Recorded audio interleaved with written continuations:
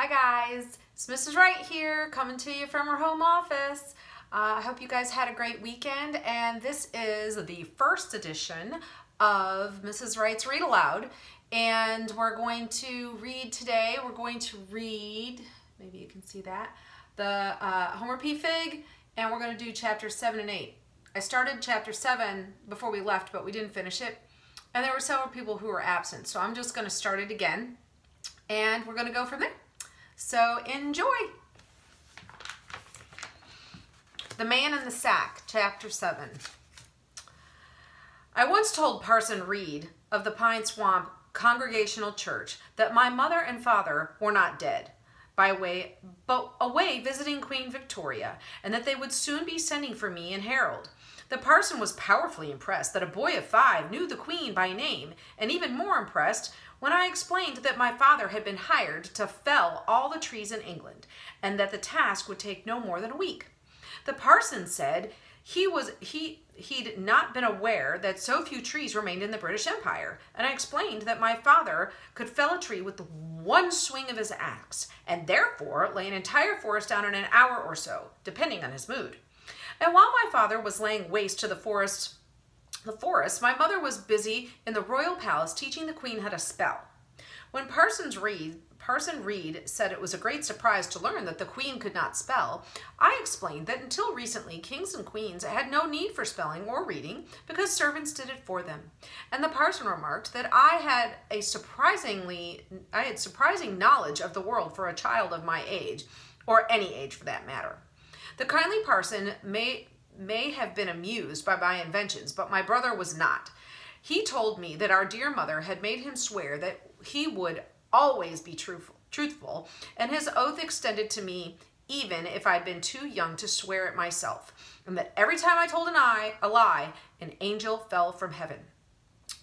For days after that, I went around looking for fallen angels, but never encountered one, so I came to believe my big brother must have been mistaken, even if he did believe in such things. But as strict as he can be about never lying, I'm pretty sure Harold won't mind if I bend the truth to stay alive. Of course, that's before I find out what they want me to lie about. First thing Smelt does is force the prisoner to sit up.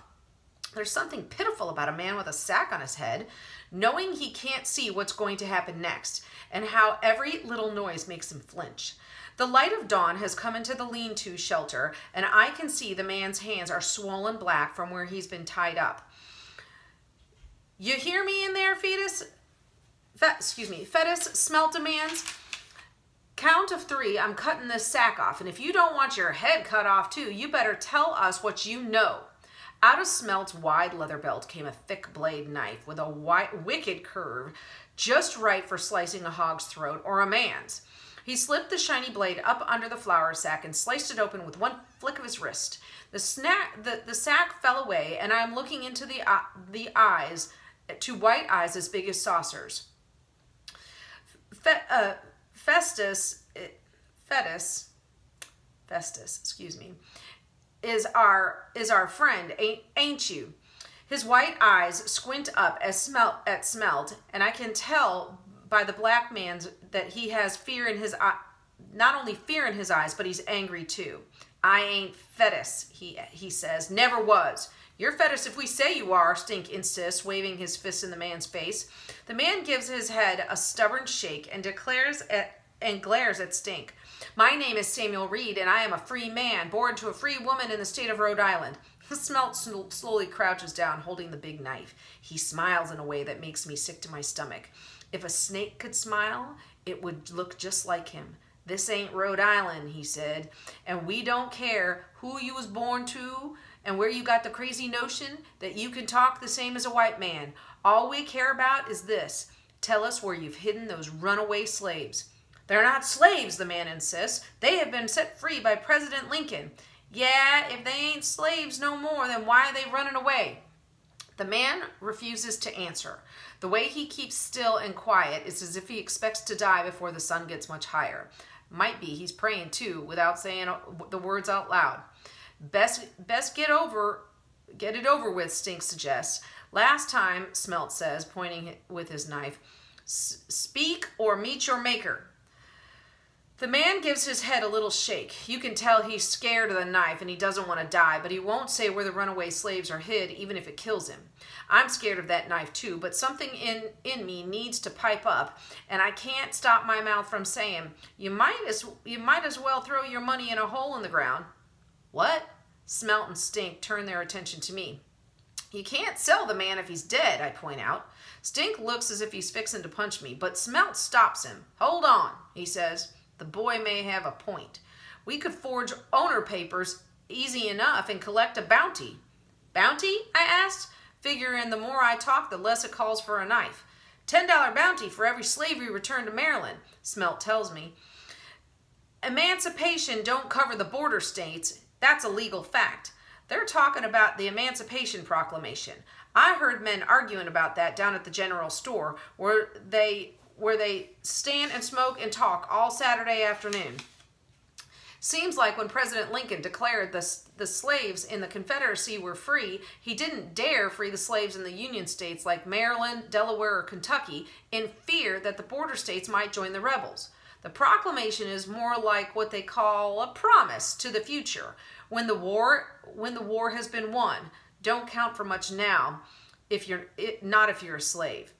Smelt and Stink get to talking, and they decide they'll leave the man alive for now, at least until the boy can help them locate the runaway slaves that are hid. The boy who's going to lie his weight into the Underground Railroad. The boy who's going to make them rich. Must be that being scared makes you stupid, because it takes a while for me to realize the boy is me. Stink Mullins takes charge of Samuel Reed, the man from the sack, while me and Smelt head off to the pine forest looking for a trail. He tied a rope around my neck like you would with a mule or a dog, and if I pull too hard, the rope tightens. You're a quick little fella, he says. Best keep in mind you can't outrun my knife. To demonstrate, he flicks his knife at a tree trunk, and it hits it square in the middle with the blade buried deep.